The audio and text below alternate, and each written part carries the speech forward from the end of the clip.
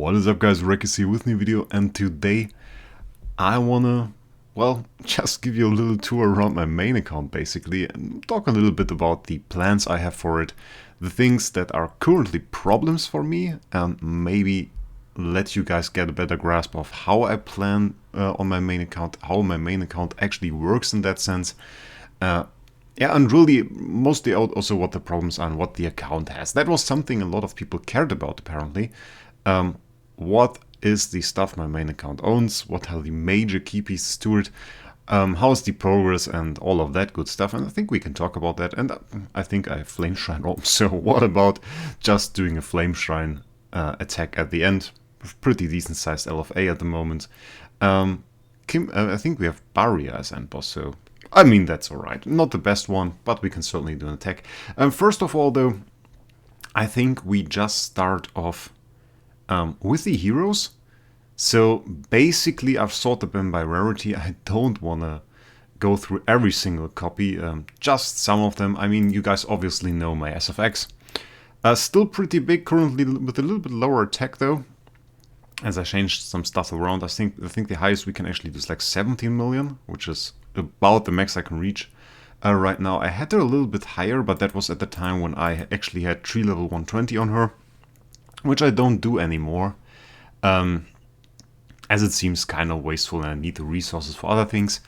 The role is okay. Skill damage, precision, giant killer with divine block, so a little bit of defensive capabilities, some offensive stuff, so that's good, and I like it, and I won't re-roll it, which is quite the opposite actually to, well, not this one, to my Mockman, which still has a horrible roll, and that is one of the problems I have. I had to focus some of my soul hammers actually on that SFX, and my Mockman suffered a bit because he just has giant killer, and you really want additional damage stats on your heroes, especially if you run like a damage dealer Mockman for something like campaign or along the lines of that, then you really want to see something like giant killer, skill damage, maybe Defier. Defier's not that great, or holy damage, crit damage, all that good stuff, and I really couldn't roll anything on that, even though I have used quite a few hammers on him. I haven't really gotten anything good. That was a little bit bad, honestly. And the other copy we just scrolled over was obviously my Ferrokin Vesta. Ferrokin Vesta is a beautiful copy, I really like it. A+ attack with precision, giant kill, Defier, just beautiful. And that is what I basically use in Star Expedition. And I've progressed armor quite a bit. If we just check that out, let's check that out here. It's actually a little bit faster. I am on all of my main heroes. I now have the tier 3 resonance armor. So that's quite nice. That is something that I just recently acquired. Still have to upgrade some of the stuff down here. The ATD obviously is a tenant, but I would rather actually get T3 armor on the DTV and the new PDE, which I haven't really tested yet, to be honest, which is a problem we will go forward and look at later. ATier wise, we also have a Starwing Jara, which is quite new. I bought her mainly because I wanted to run a Starwing Jara core team,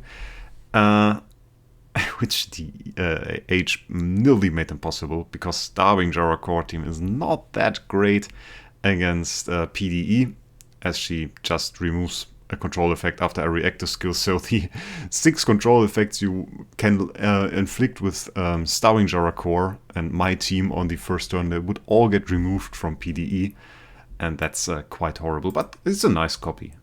Also have to reroll that skill damage. Giant killer is nice for damage in PvE, but for PvP you would rather run something like Defier and CI offset, and that is something I still have to do. Also didn't go for the basic skill sublimations. The heroes we saw before all have the full sublimations. I don't really like the basic skill. I mean, it's alright. You steal attack for 3 rounds, which is decent for PvE, but I never really use her as a PvE damage dealer, so it didn't really matter too much for me. Long term I will do it, but not right now. Then we have Mystic Fairy Freya. Some sublimations here. I mainly wanted the passive 2, passive 3.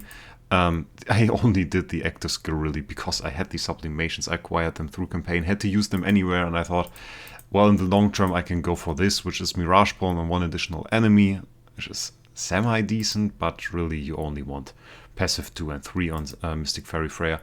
I got this A- copy, not because it's a good copy, not necessarily. It's actually worse than my last one. My last one had 50 speed, this is 49 speed, so for PvP that is actually worse.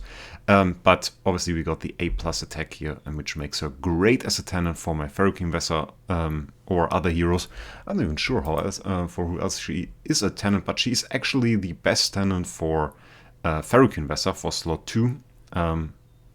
Can't compete with my SFX though, because my SFX just has way higher attack, but that is really a decent tenant copy and was quite cheap, so I got it.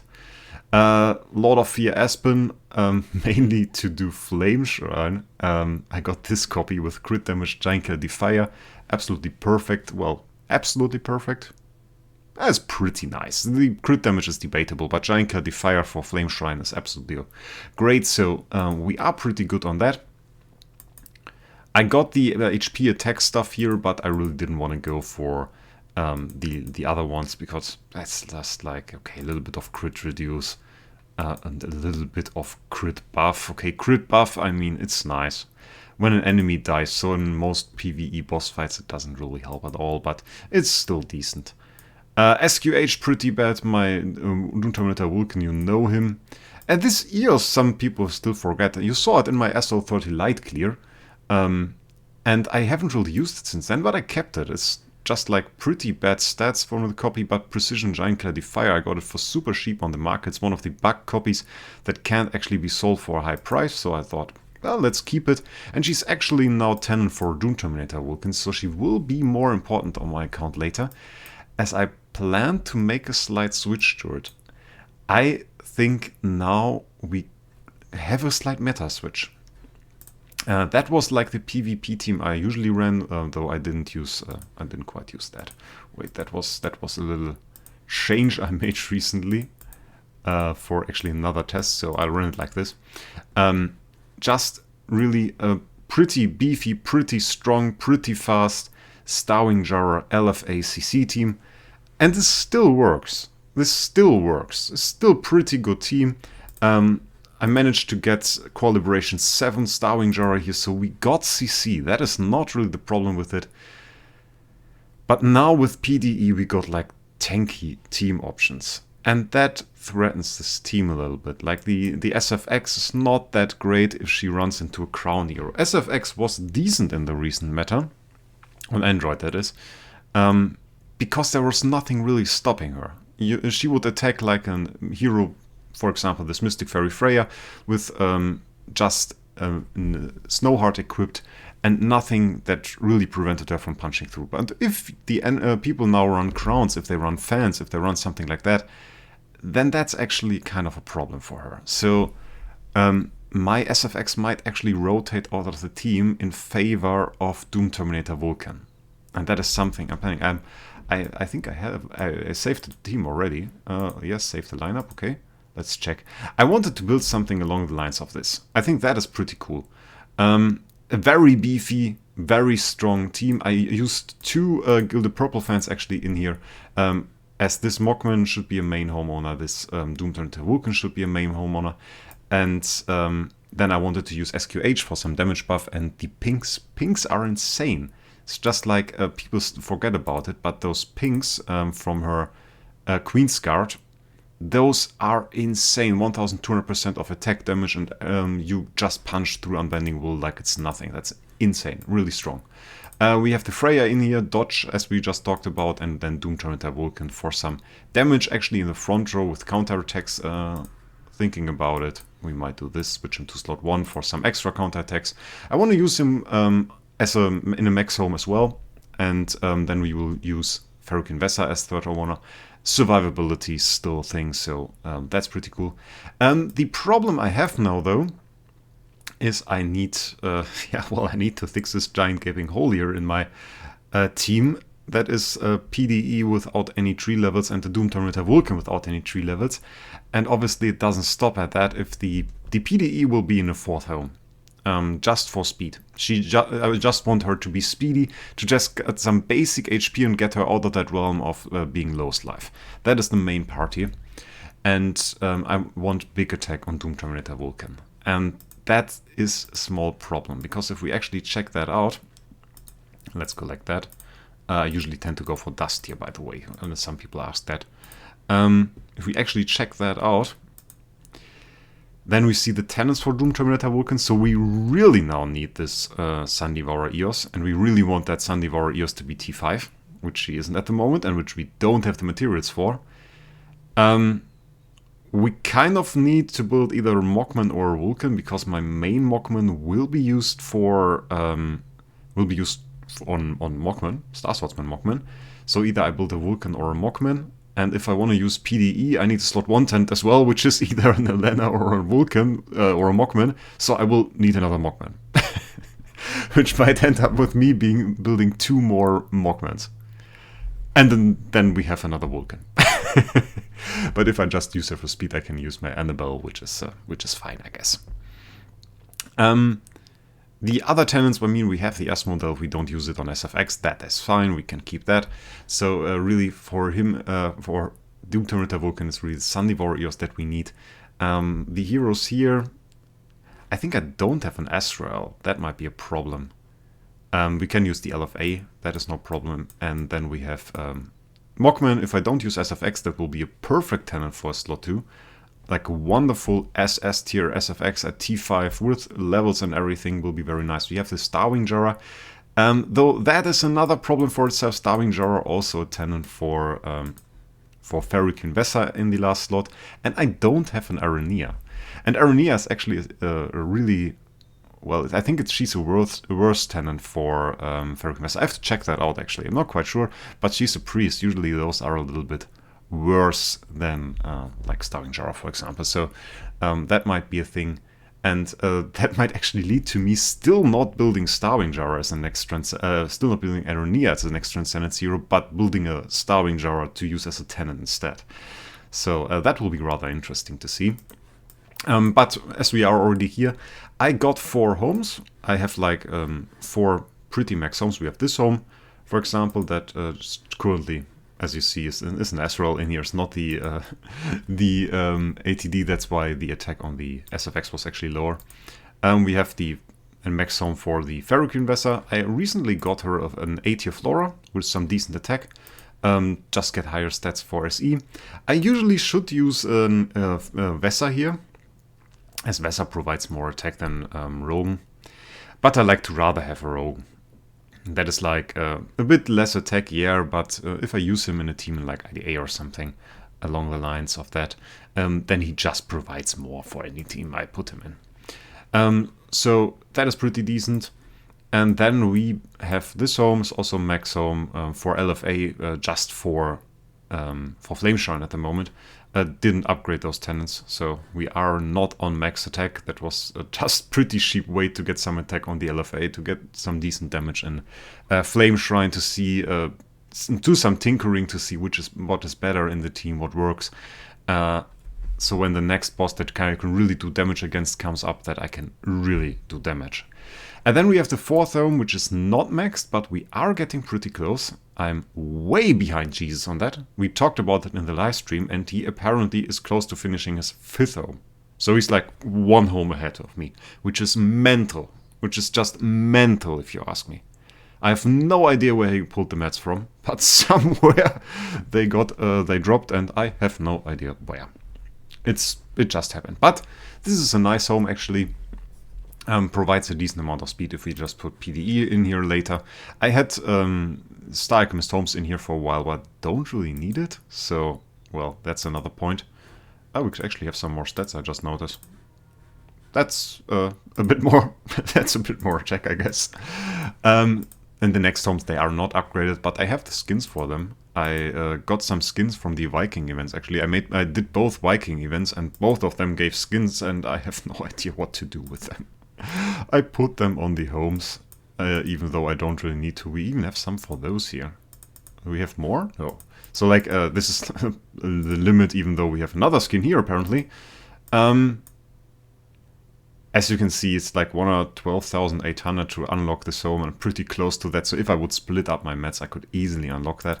I calculated, by the way, if I was able to go for this 192,000 Cloud Island Triumph, which gives a bunch of materials, like 2.4 million of every material, so quite insane. I'm short a few million toolboxes, which I don't intend getting. It's something I don't really like. Though then again, probably Jesus has this, so that is part of it, probably. 2.4 million of every material is quite a lot, actually. So we could like easily finish off the home I'm currently working on, I guess.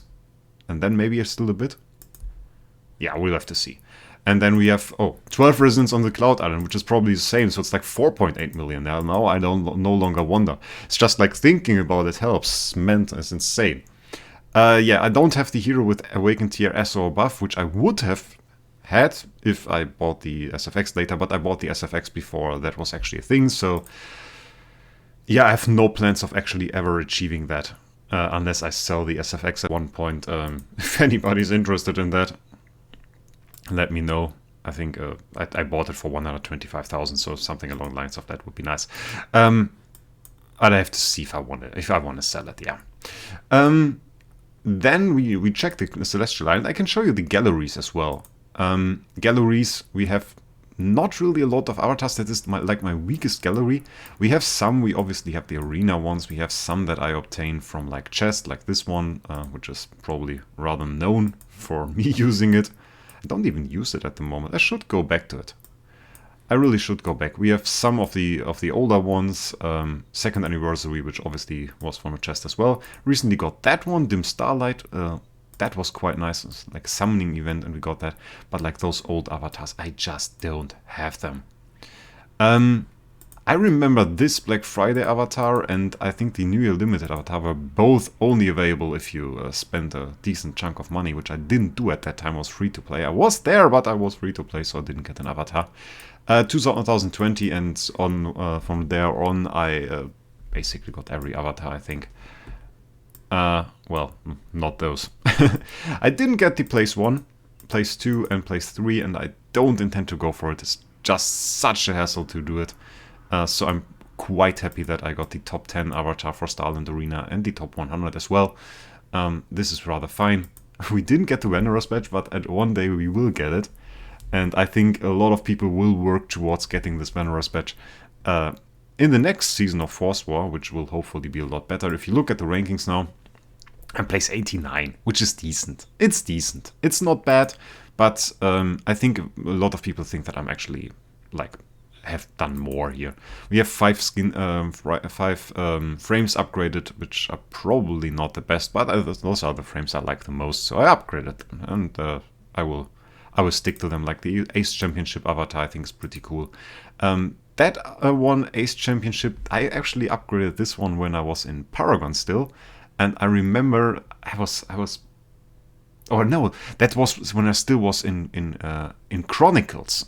Before Paragon, I was still pretty much a noob, and at that time I got a message from a player that now sadly quit. He was named Dr. K, and he asked me if I wanted to join a clan, and I was at a pretty weak clan at that moment, and we were doing fine, but never really successful in like Ace Championship or Guild War at that. And he asked me to join a guild called Chronicles, and checked them out, and I saw, oh, they are quite powerful. So I said, like, cool, okay, we will do that. I joined them, and like the first ace we did in, I think the week after I joined, we instantly got top 4, and I think we can still see that actually. Wait a second. It's one of the first seasons actually. Let me see. Is that season 3? No. 4? There we are, Chronicles. There we are. It was season 4 in Chronicles. And I was part of that clan at that time. And we managed to get top 4 and I was super proud of it. I was super happy that we could do that. And then I upgraded this frame at the time. And I was super happy to have it actually. So that was quite cool. That was quite cool, I have to say. So a little bit of old memories from an old clan. And Chronicles eventually merged to become Paragon, and Paragon then merged to become Utopia. So a little bit of history here. Not really intended, was not really planned, but I guess memories. Then we have equipment gallery, 52 equipment sets. I don't go for equipment. I go for equipment when I need it. I'm not like one of the persons that buys 3 equipment sets every day, every month. So to get a high rank, you no longer get any bonus stats once you reach 300. So at this point, I stopped caring. I'm like place 63, and this is absolutely all right. I don't chase any ranks on the leaderboards for stuff like this. I don't care about it. If there is like Void campaign, I try to rank top, but in something like this is no, I don't care. Artifacts 48 at the moment, some in fragments. I got a lot of stuff. I really do. I got Punisher staff. I don't have a Wildfire Torch. I never really built a Wildfire Torch, but I got one now. I got one Wildfire Torch. I will get the rest, and I want to have a Wildfire Torch because I never actually tried that artifact. Everybody told me it's bad, but we have the means, we have the resources, we can get this artifact, and I will do that. I basically got every single artifact I could ever use, and I have the chest to get more of them. The only artifact that I still need is Gilded Purple Fan. I want to have 4 more of this. This is basically the plan. I have 6 crowns, I have 6 demon belts, I have like everything. And some of them, of course, are in shards, are in parts, somewhere in my bag. But I have like most artifacts, and usually I didn't really have to build any artifact other than the Gilded Purple Fan for like the last 3 months or something along the lines of this. I'm pretty interested in building a full Gilded Purple Fan team. I'm really curious to see if that really works out, if that is great, and how our team performs that has 6 Gilded Purple Fans. And this will definitely be a video in the future. For now we have 2. You saw the team that I intend to build, so that will be quite interesting. I don't go for Artifact Essence. I did that for some time, but as you can see, it's the same as with the equipment. I no longer get any bonus stats, so I don't really care. And I stopped going for Artifact Essence, and I just disassemble one of the artifacts that I don't need at the moment if I need another one, and then build the other one up. That is what I do. And that ends up with me being place 53. I'm incredibly mediocre, I just notice. But now we can go to my best gallery, the skin gallery, with which I have 1080 points. Yeah, at one point I started buying skins, and then I built up skins. And a thing was with me when I was, well, not free to play but low spender, I bought those packs with the festival skins. I really did. Even if I didn't have the hero, I wanted the pack with the festival skin. So when this started, I had a bunch of festival skins. I never used her as food. I never used her for anything. I had a bunch of festival skins. So that's why I went ahead and basically I built every single bond. I just had the skins. I bought them when they were released. And this made me able to make nearly every single bond. I don't have this one. Faithblade. And some of the newer ones I didn't really care for. I actually broke up that bond recently. I foddered this skin. I remember foddering this skin. I didn't know that it's in bond. Well, it doesn't really matter. But I broke up this skin, this bond, really. I had this skin and I had it on Legendary. I mean, we could go for more. I probably could, yeah, right at this moment I could get all of those bonds. But I don't really care. Again, we are over 900. And 900 is the last point that actually gives you stat bonies. So I once again don't really care. Let's see what the ranking is. We are actually ranked 7, and with the bond I was ranked 6. Gore actually surpassed me. Yeah, but this one is like a little bit better.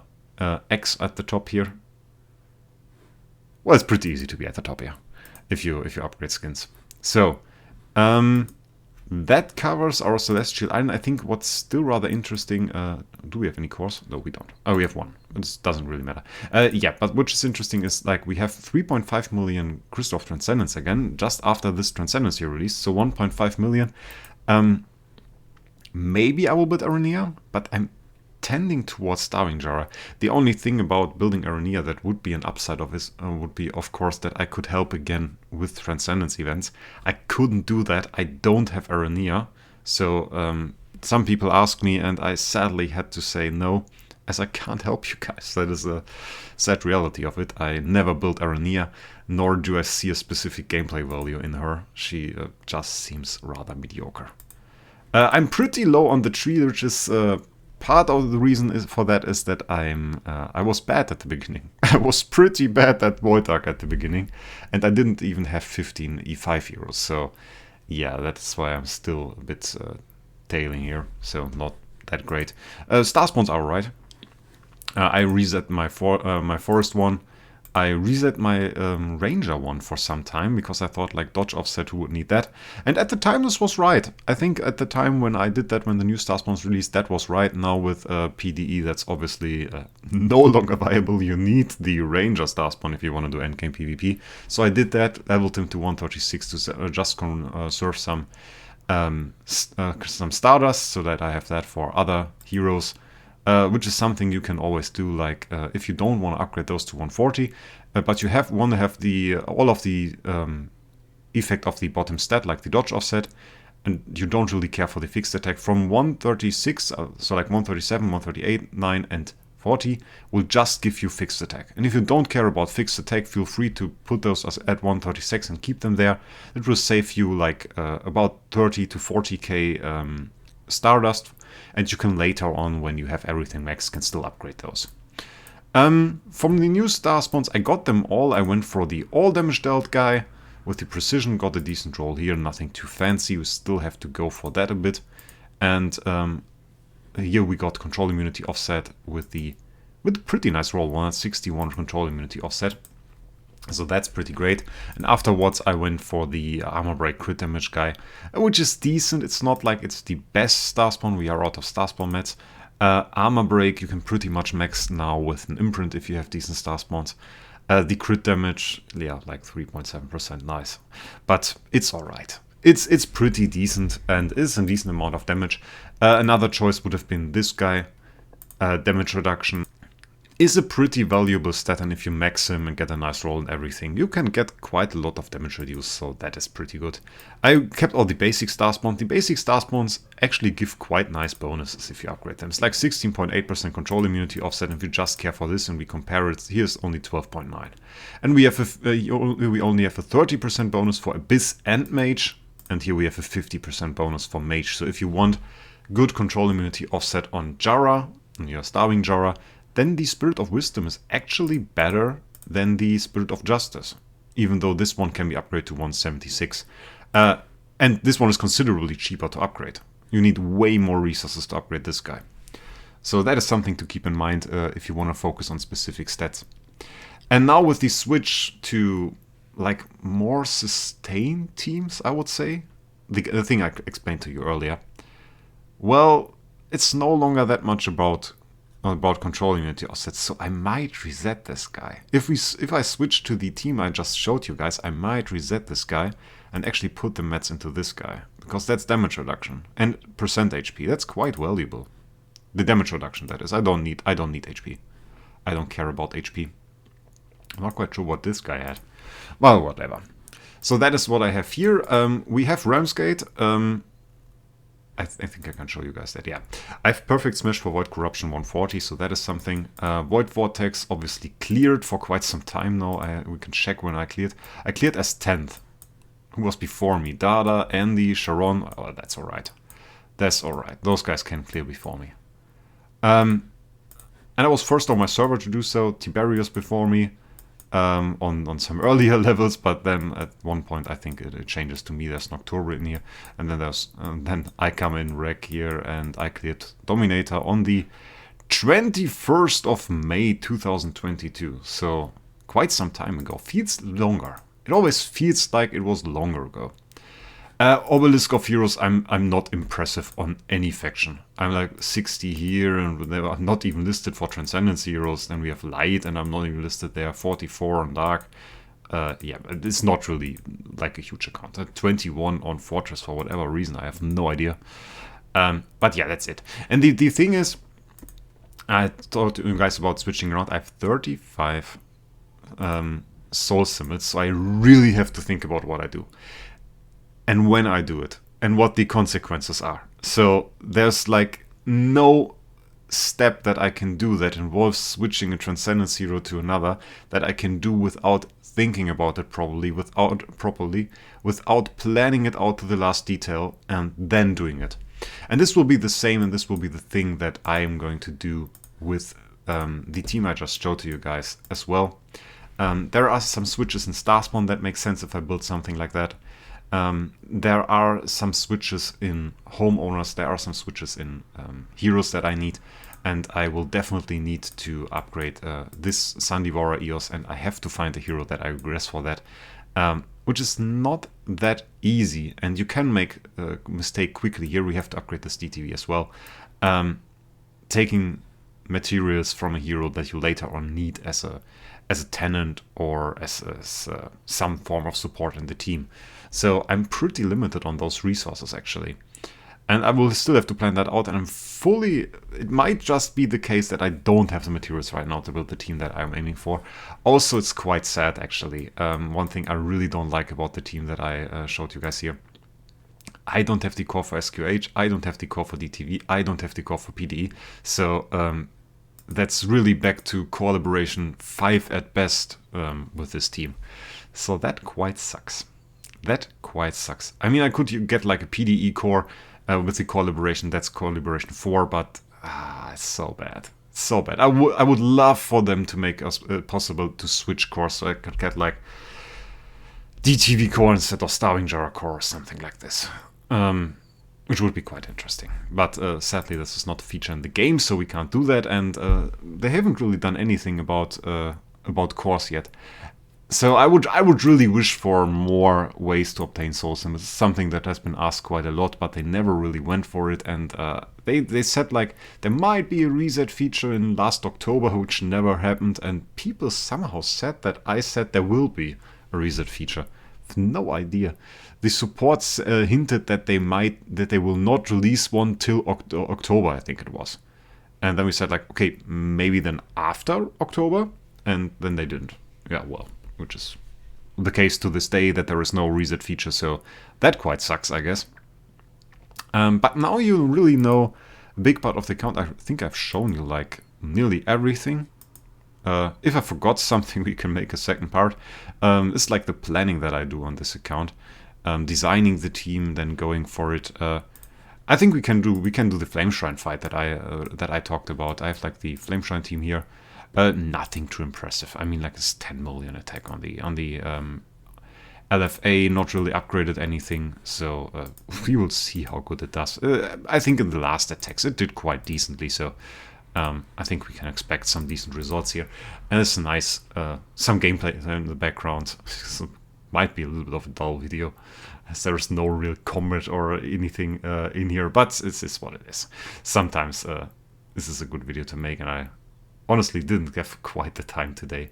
Usually for a team like this, it's better to have the SQH faster than the LFA as well. LFA is our damage dealer. He can profit from the SQH being faster than him. I think I even got her a speed stone. I'm not quite sure. No, he's still faster. On Malassa, if you fight her, you can easily get the SQH faster, or any hero faster than Aspen, by just not using ATier Root Reduction Purify on the Aspen, but having it on like the SQH and the Mystic Fairy Freya, because they inflict a speed debuff. So having that speed debuff removed from the support heroes obviously makes them faster. We had a little bit of a hiccup here. There are some things that can happen in this fight. We are using a Mystic Fairy Freya core, so that changes the speed a bit, and then she buffs her own speed, so there is some shenanigans in here that can lead to us not having an active skill every single round, so that's a bit weird. Another thing that is a big problem on an account like this, by the way, are basic resources. That is something I didn't really talk about. I talked about it in some live streams. Basic resources like spirit, like gold, like hero promotion stones and dust. I don't get them in the amounts I would love to have them. Starts lagging like hell. Those last LFA actives really lag the game. Horrible, look at that. But that's nice. That means big damage will probably not. Nah. Nobody saw that. Nobody saw that. We can do better. Basic resources like hero promotion stones, I just get them from basic sources. Like, I get some more from campaign, yeah, but that's not really a whole lot. And I get a big part from Broken Space. I made a video about how to gain dust a while ago, and this was like stuff that everybody has access to, and none of my like end game cleared game modes don't really help me with getting hero promotion stones or dust. And I hate that I don't really get hero promotion stones, because I would love to build some more heroes and be able to just use my food, because I get food. I get 4-star shards, I get 5-star shards. I have, I would say, like 10-20 E5s worth of food in my bag. It's just no joke. We can look at it after this fight. And I can't use it. I can't even build a 10-star at the moment. I think maybe just now, maybe today I could build a 10-star, but that is all I can do. And I can't even put a stone on every single hero I get with my limited gain of hero promotion stones, which is ridiculous. I really have to save up dust to be able to have a proper stone on a hero, like on a Transcendence hero when they release it. I have to save dust for that, which is kind of a joke, considering the progress and, I mean, the amount of whaling that is also done on this account. So, but really doesn't change anything. Everybody has that problem. Let it be Jesus, let it be Arthur, everybody has that problem. It doesn't change it. And it's a bit stupid, honestly. Like, let me have a Penny or Bloody Valentino if I want to have one. It's not like, it's a lot to ask. I just want to use the food that I get from the game modes, but yeah. One thing. So I think this fight looked a little bit better though with LFA. You never know. It's really hard to say. And we can definitely hit some heroes. We can even hit some more. Let's skip the next two ones, and then I show you the back I was talking about. We can hit way higher even with this setup.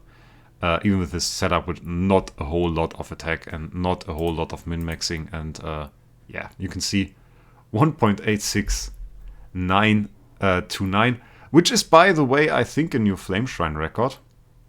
Which this casual team just did. I think Barry showed the record. I think that broke it. So just casual break of a Flame Shrine record at minute 36. Bloody long video. That is stupid, honestly. We will make a real Flame Shrine video. That is not a Flame Shrine. I got this score before. I got this score before and I didn't like it. Why didn't I like it? Because it's not 2 E5. E plus 15. It has to be 2 E plus 15. I don't know. I can't make a Flame Shrine video and it not being 2 E plus 15. It's not, I think it's not impressive. I don't know. I can't put it in the title. We will do a Flame Shrine video once I have the right boss. I really go for the min-maxing. And the min-maxing, I think you can see it works out. And we put everything in it and then we do a 2 E plus 15 or maybe even a 3 E plus 15. We have to see. That is what I care for. That is what I want to do. And before that, I don't do a real Flame Shrine video. So maybe some hidden gem here at the end of the video for you guys that like to see high Flame Shrine scores. Regarding the back, not really a whole lot of chests, a lot of flag chests, given that, a lot of mysterious artifact selection chests, some core shards, nothing too special. And the back I was, not the back. The heroes I was talking about, yeah, it's like, okay. I use the 4-star shards sometimes, but like 782 5-stars alone in that, and then you can see all those numbers here. And I just scroll through this. We won't talk about what I got here. Basically, when I do profit op, I keep it. I can't use it. I can't use the heroes that I get. Yeah. Yeah, so that's about it, guys. Maybe leave a comment, tell me what you think about the account, what I think about my plans, or what you think about Flame Shrine. A lot we talked about in this video. 38 minutes, way too long. Doesn't matter. When you guys have time and want to watch a video like this. I hope you enjoy it. I hope you have a great day, and we will see us in the next one.